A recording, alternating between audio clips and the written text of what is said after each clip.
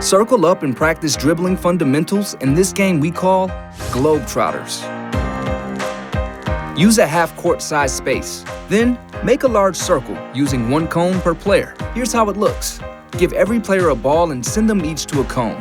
On your call, players start dribbling around the circle. When you call out a move, they must repeat it as they move from cone to cone. Good, we have right-hand pound dribbles, right-hand pound dribbles. Moves can include low dribbles, high dribbles, figure eights, crossovers, or using their non-dominant hand.